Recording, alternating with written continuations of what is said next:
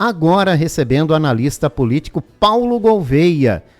Vamos falar sobre a proposta do Senado para unificação de eleições. Há quantos anos se discute isso, né? E fim da reeleição no Executivo, olha, já a partir de 2028, pela proposta que avançou lá na CCJ do Senado. Paulo Gouveia, bom dia. Bom dia, Jorge. Muito obrigado pela participação. Um grande abraço para você e para todos os ouvintes da Itaberá. Para muitos uma utopia, né? Mas a proposta está em andamento lá no Senado.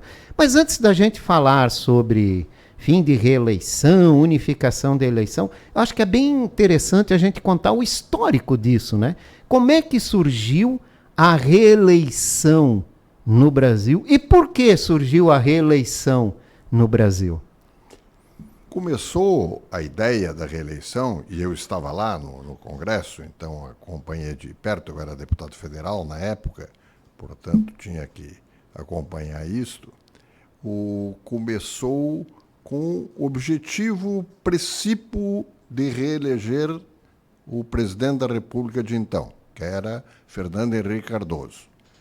O presidente Fernando Henrique tinha sido eleito em 1994 para a presidência, com uma larga vantagem de votos, né? Na época já havia segundo turno, ele ganhou no primeiro turno. O adversário principal era o Lula, mas a vitória dele foi total. Tinha um monte de outros candidatos e o Fernando Henrique se elegeu presidente. Fez um governo realmente marcante no seu primeiro mandato, acabou com a inflação, foi o final do processo que começou ainda no governo anterior, do Itamar Franco, no qual o Fernando Henrique foi, ao final, foi ministro da Fazenda, o combate à inflação, uma inflação que hoje... Só quem viveu lembrando. Seria uma coisa assim de até engraçada. Absurda, né? Absurda. Uma eleição assim que superava em muito 100% de inflação, assim, de um ano para outro, né? Chegava muito mais do que isso, era a inflação diária que todo mundo tinha que estar dando um jeito de aplicar no que chamava à época o overnight, durante a noite, né? Uma aplicação de um dia para o outro para ganhar um dinheirinho para tentar manter um pouco do poder aquisitivo do seu dinheiro que se esfacelava assim, em 24 horas. Né? Só para a gente relembrar um pouquinho, ter noção, isso criou hábitos na população. Por exemplo, né, ganhar o pagamento, correr para o supermercado e encher ao máximo o carrinho que dava, né, para poder fazer estoque, porque o outro dia o preço era outro. Tudo que não era perecível, isso. O pessoal tentava. Que com o passar do tempo e o equilíbrio da inflação mudou essa característica. Né? Hoje as pessoas compram quase que diariamente. Uma outra figura, um outro exemplo para ilustrar esta situação era o fato de que supermercados tiveram, na época, que contratar muito mais empregados, e não era para atender o público, para fazer a reposição de estoques, era para remarcar os preços. Tinha umas maquininhas, a gente via eles dentro do supermercado, sim, que mal saía o produto da prateleira, ia entrar um novo, já estavam lá com a maquininha remarcando os preços. Então era uma corrida das pessoas, dos consumidores, para conseguir, pelo menos, não perder de muito feio para essa velocidade em que os preços se modificavam. Durante o dia ia se modificando. E diante desse cenário, e com uma possibilidade de um equilíbrio inflacionário, né, de uma mudança de uma situação que fazia o povo sofrer muito, buscou-se, então, uma situação, né, que era manter o presidente que estava ali, que conseguiu dar um alívio nessa situação.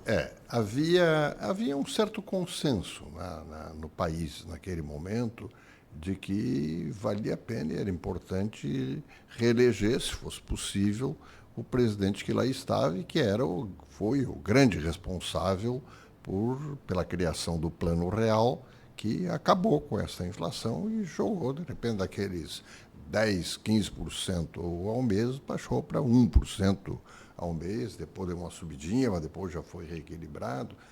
Então, aí começou o movimento de criar uma emenda, um projeto de emenda à Constituição que estabelecesse a reeleição do presidente da República. E começou também na ocasião, claro, como em geral acontece nesses casos, de outros quererem pegar carona, e logo houve pressão de governadores, de prefeitos, para também entrarem nesse campo, e botaram no projeto principal, incluíram prefeitos. Eu briguei contra isso na época. Eu defendia a reeleição do presidente. Hoje me arrependo, acho que foi um erro. Mas na época eu estava convencido que devia haver reeleição do presidente. Mandato de 4 anos realmente é muito pouco para um presidente da República ficar no poder. Porque até chegar, se ele não é reeleito, porque não existe reeleição. Então ele é um presidente que está chegando novo no cargo. Até se ambientar com a gigantesca máquina administrativa que é o governo federal, lá se vai pelo menos um ano. Aí ele começa a trabalhar, mas logo em seguida já está perto do momento de se eleger outra pessoa, e ele está no final do mandato. Pouco dá para se aplicar, poder, né? Então é uma situação difícil. Então havia muitos motivos para eleger. Agora eu achava que para governador e prefeito a coisa já não é tão grave assim, e, portanto, não precisaria ter reeleição. E eu achava, como realmente aconteceu, que especialmente prefeitos, mas também governadores, também o presidente, é claro, mas já que era inevitável, tudo bem, mas prefeito e governador usando a máquina administrativa, usando o poder que lhe foi dado, o poder administrativo que lhe foi dado pelo eleitor, para trabalhar a favor da sua própria reeleição, eu achava que isso era forte demais e podia dar margem a muitas injustiças. E realmente o percentual de prefeitos e governadores que se reelegem, que estão no cargo e concorrem à reeleição, são vitoriosos, é um percentual muito grande. Não sem números, sim, mas é uma covardia, né? O poder que tem, porque ele tá no cargo, ele é candidato, mas ao mesmo tempo é prefeito. Então ele está fazendo uma obra que é com dinheiro público, não é nem com recurso de fundo partidário, é com o dinheirinho dos nossos impostos. E aquilo está valendo como uma campanha, porque ele está força de campanha, asfaltando a frente da casa do eleitor. O eleitor, tá bom, vou votar nesse cara. Até porque eu diria para o senhor que o eleitor não consegue diferenciar obrigação de um político, né? O que é a obrigação de um político? Fazer estrada é obrigação, claro, né? Abrir novos caminhos é obrigação. Investir na economia é obrigação. Construir um posto de saúde, tudo fazer melhoramentos na escola e tudo isso. Mas tu tens razão. O eleitor não enxerga dessa forma. Enxerga que isso é obrigação. Ele é um ótimo candidato, está fazendo um monte de coisa aqui na frente da minha casa, no meu bairro, então vou votar naquele lá, e o outro, coitado candidato da oposição, fica com enorme dificuldade, né? Além do que há, em muitos casos, especialmente a eleição de prefeito, não tanto de governador, o uso direto da máquina de funcionários, aquele batalhão de cargos comissionados, que são funcionários da prefeitura, não de um partido, não de um candidato, mas que trabalham na campanha. É o que mais a gente vê. Porque eles querem manter os seus cargos. Não, se ele for reeleito, eu estou reeleito junto garantido. Com o meu carguinho.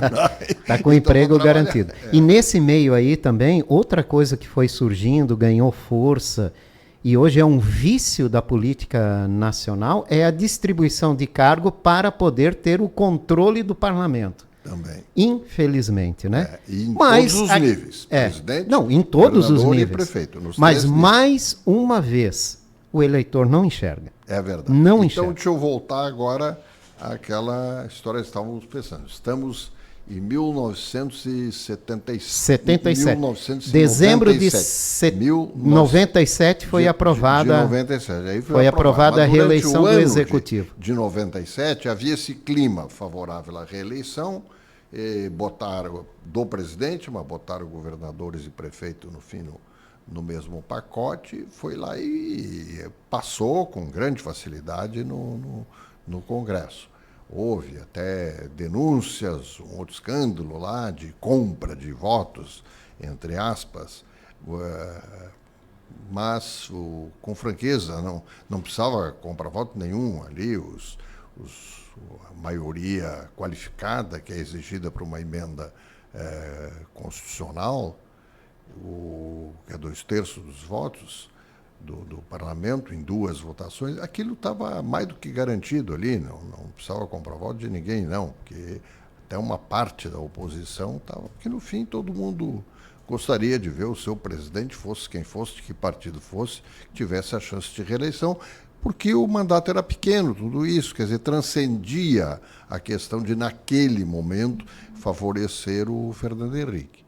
E aí foi o Fernando Henrique, e tanto o povo estava satisfeito com essa história da criação da reeleição, que reelegeu ele, autor do projeto, reelegeu ele com grande facilidade de novo, derrotou o Lula, e tudo sem segundo turno, não é que derrotou no segundo turno o Lula, não, já ganhou no primeiro turno, tanto na primeira eleição como na reeleição. E aí passamos a ter reeleição no Brasil no Executivo, para todos os cargos do Poder Executivo. Isso. O senhor está falando aqui de como o Fernando Henrique ganhou facilmente a eleição, mas lembrando, né? A economia é o fator que mais domina a eleição para presidente. Se a economia está bem, a tendência de reeleição é muito forte. E se a economia não vai bem, o candidato à reeleição acaba encontrando muitas dificuldades. A gente pode ver isso pela última eleição. Agora, no Senado, essa proposta que foi aprovada na CCJ na semana passada, e que, segundo o presidente do Senado, deve ser votada nesta semana, segundo a previsão dele, né? Ela indica o fim da reeleição no Executivo, a manutenção da reeleição no Parlamento. Tem 4 pontos principais. Vamos ver. O primeiro, acaba a reeleição no Executivo.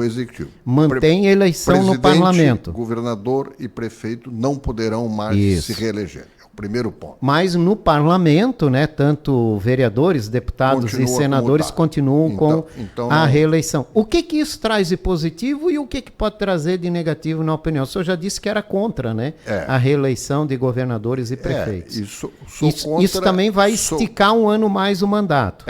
Eu sou contra a reeleição pelos motivos políticos que já abordei aqui, que é a questão do uso do cargo, o uso da máquina pública, o uso de recursos para manter o poder. Né? Para manter o poder. Então, esse é o ponto capital e eu acho que, portanto, é muito oportuno que agora estão se mexendo.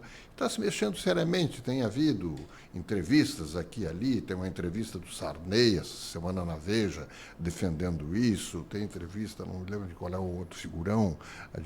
Isso parece que está se criando realmente um clima positivo para isso. Porque no começo, seu Paulo, houve uma informação de que seria também no parlamento, e aí já nasce morta. Aí já nasceria morta, já pode jogar no lixo que não sai de lugar nenhum. Mas sem estender ao parlamento, né? Apesar de que há uma corrente que acha que tem que limitar, não digo extinguir, mas limitar reeleição no parlamento, porque tem gente que se perpetua no poder. Esse é um assunto complexo, vamos deixar para daqui um pouco, de lado, ou para outro dia, se não der tempo, para nós focar agora nessa reeleição do Executivo. Agora, a unificação. Importantíssimo o segundo ponto, capital aí, mandato de 5 anos para todo mundo. Lembra que eu falei há pouco ali, um dos motivos que eu achava que devia a reeleição é que eu acho que 4 anos realmente é pouco. Eu acho que é pouco para o presidente, nem se fala, mas é pouco para o governador e é pouco para o prefeito. Deixa eles terem um pouco mais de fôlego ali, de tempo para poder fazer o seu trabalho, entregar. E como não vai ter reeleição... 5 é bom, seu Paulo, na opinião? 5 anos. Viável? Perfeito, 5. redondo, e é para todo mundo. Aí é para todo mundo mesmo. Aí Sim, vai aí também vai até para senadores. para Né? senador. Por quê? Porque o terceiro ponto, que é ótimo, é a unificação da data das eleições. Todas as eleições passarão a ser feitas no mesmo ano, no mesmo dia. Isso é bom, não de 2 em 2 anos. Acaba a eleição de 2 em 2 anos. E Teremos passa a ter de 5 em 5. De 5 em 5 A anos. partir de 2034. De cabo a rabo, lá, de presidente a vereador. Todo mundo no mesmo dia, todo mundo com mandato de 5 anos. Tá dentro disso uma coisa que eu acho talvez a mais difícil de todas, é que o mandato de senador também, nesse projeto, seria de 5 anos. Não teria mais a reeleição para 8 anos. Os outros estão ganhando 5 anos. Eles vão ter reeleição. O senador também tem reeleição. Só que o senador hoje tem mandato de 8 anos. Sim. Quer dizer, todos os demais vão passar de 4 para 5, vão ganhar 1 ano. Os senadores... Perdem 3. Se for aprovado este projeto, perde 3. Deixa de ter 8 anos de mandato e passa a ter 5 anos de mandato. Se toparem, maravilha. Eleição geral, tudo. Porque para coincidir, ser tudo na mesma data, eles têm que ter mandatos iguais. Porque se for um tem mandato de 5, outro tem mandato de 8, não tem como fazer no mesmo dia, no mesmo ano, desculpa. Agora, vamos trazer para cá, para Blumenau, nós temos o prefeito Egídio, que acabou ingressando agora, né, como chefe do executivo. Sim. Que se essa proposta avançar, não poderia concorrer à reeleição em 2028, né? Porque poderá. Mas segundo a proposta, não. Sim, para as eleições municipais já não teria ali. Aí eu trouxe até uma tabelinha aqui. Ah, tá. Então vamos lá. Trouxe até a tabelinha. Vamos explicar corretamente. Isso é talvez uma das coisas mais difíceis de entender, mas que é pura lógica. Eleitos em 2026. Os que vão ser eleitos. Os senadores, deputados, governadores agora. O ano agora. que vem. Eleição geral, então vai ser governador, prefeito, deputado, todo mundo que tem... Prefeito não, desculpa. Governador, deputados e senadores e presidente. Eles têm mandato, eles terão mandato, ainda terão mandato só até 2030. 30. Por quê? Porque esta emenda à Constituição que estão fazendo, tudo que nós falamos até agora, esse projeto que foi aprovado na Comissão de Constituição e Justiça do Senado, é para valer a partir de 1934. Está explícito lá. Valerá a partir de 1934. Então, a coisa vai funcionar assim. Esses 1926...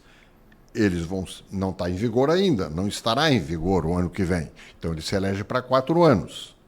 E terão ainda direito à reeleição, porque a próxima eleição deles será em 2030, que ainda não está em vigor, só estará em 2034.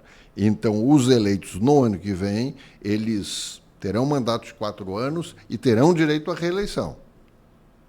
Os eleitos em 2030, que aí serão os prefeitos e os vereadores, em 2030, está correto? Uhum. Que os que foram eleitos, nós estamos em 2025, foram eleitos em 2024, eles vão terminar o 29. Seu mandato em 29 e terá nova eleição em 2030. Sim. Ainda não está em vigor. Então, eles terão mandatos eleitos em 2030 até 2034. 4 anos. Mas, como tiveram aqui mandatos ainda de 4 anos, embora em 2034 já vai entrar em vigor, mas eles tiveram mandato de 4 anos, então eles têm direito à reeleição. E depois de 2034, na eleição de 2034, a partir da eleição de 2034, com mandatos até 39 mandatos de 5 anos. Aí já não tem mais reeleição, e cargo ampliado para 5 anos. Né? Eu tenho muito medo dessas coisas, porque uma vez eu ajudei a produzir um projeto lá, fui um dos autores de um projeto lá na Câmara, em relação a essa diminuição do número de partidos.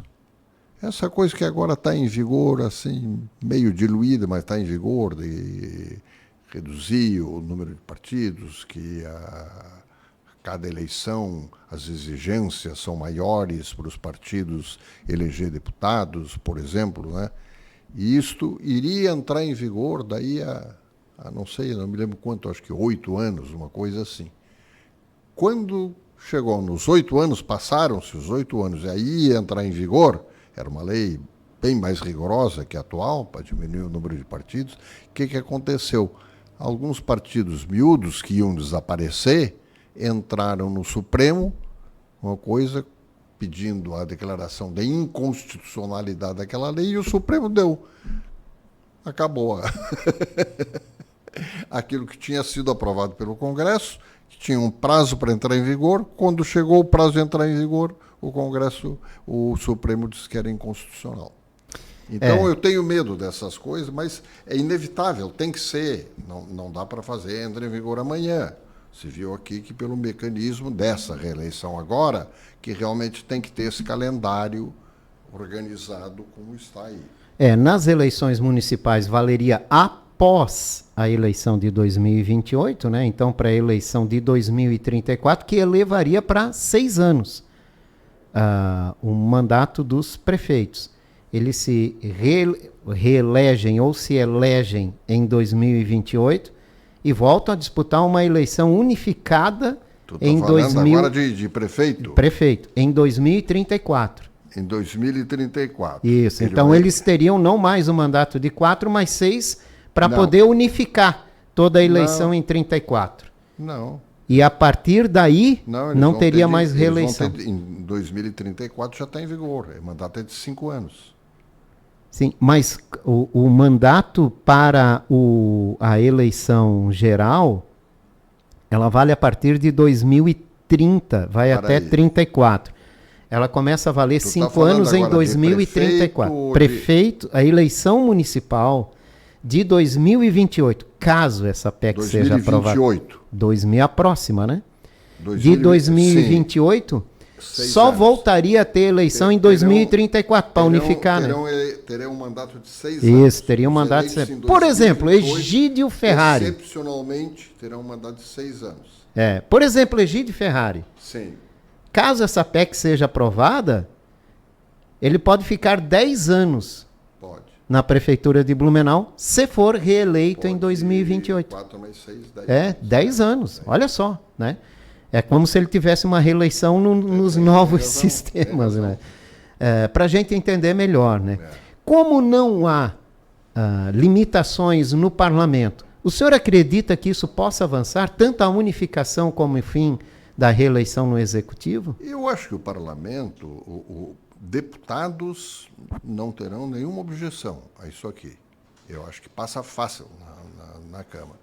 A discussão mais é agora no Senado, né? Agora, o Senado é que pode reagir a essa diminuição de 8 para 5 e provavelmente brigar por um mandato de 10 anos, como estava na proposta original desta PEC que foi aprovada agora lá no Senado. Lembrando sempre que houve uma alteração lá já dentro da CCJ que diminuiu de 10 para 5.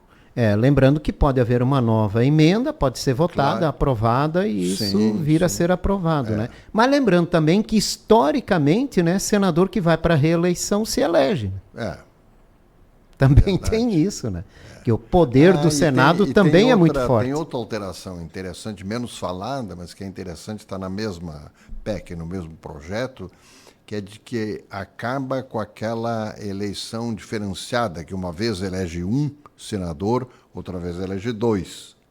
Por exemplo, na próxima eleição Serão eleitos 2. Porque a eleição é para o total de 81 senadores, né? É porque os senadores são 3 senadores e, embora o mandato seja de 8 anos, tem eleições de 4 em 4, aí tu não tem o que fazer. Então, uma vez é 1, outra vez é 2, né? Porque o número é ímpar, então tu não pode ter igual em 2 eleições subsequentes. E isso vai acabar. Vai ser uma eleição só para todos os 81 senadores. Então, só para a gente deixar bem claro aqui para a nossa audiência, né? A proposta do fim da reeleição para prefeitos é em 2028. Pode-se concorrer para a reeleição em 2028.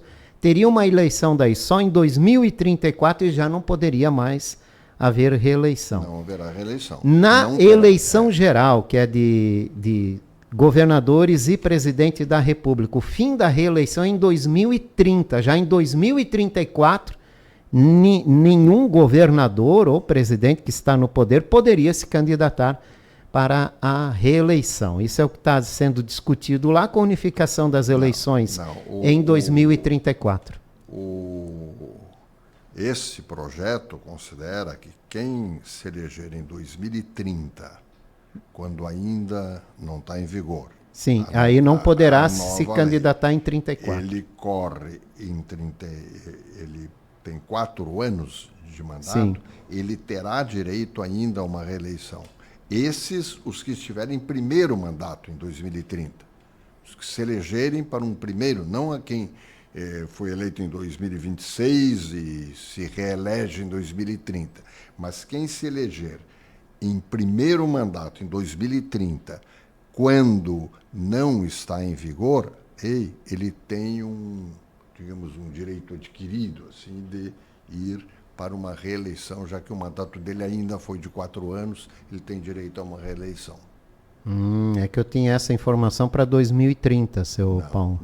Não 34. 34 não, seria 2030, o fim. Em 2030. Não, pode, em 34 não. Em 34 2030. É fim geral de reeleição. Em 2034 acabou. A eleição de 2004 acabou. Aí ele vai correr para um mandato de 5 anos. Aí acabou a reeleição. Exatamente. Agora, em 2030, que é o que nós estávamos falando um pouquinho antes, é ainda um mandato de 4 anos. Se ele tiver em primeiro mandato, ele pode concorrer mais uma vez. Embora em 2034 já esteja em vigor a nova lei, ele ainda pode disputar uma reeleição, porque se elegeu no mandato anterior como primeiro mandato para 4 anos. Então vamos lá, né? São essas alterações. Há uma previsão, ou pelo menos uma proposta, desse projeto ser colocado em votação essa semana no Senado. Acho muito difícil, mas enfim. E há uma tendência, né? Alguns senadores defendendo essa proposta e outros com a pulga atrás da orelha, né? Eu estou torcendo muito uma que isso indicação aconteça. Acho que vai fazer muito bem para o sistema político brasileiro. Acho que vai tornar mais justo, mais lógico, mais fácil, mais simples. Tem inúmeras vantagens. Acho que é um grande acerto fazer a aprovação. Vamos aguardar, né? E ver como é que está o movimento. Grande parte disso é apenas o conserto de erros feitos no passado, mas tudo bem. Melhor, né, consertar o errado do que deixar sempre como está, né? Melhor enxergar que está errado e tentar fazer uma mudança, né? Paulo Gouveia, muito obrigado pela participação do senhor. Sempre bem-vindo aqui na Itaberá. Eu sempre às ordens. É um grande prazer falar com essa turma grande de ouvintes aqui da Itaberá. Paulo Gouveia da Costa, analista político, conversou com a gente.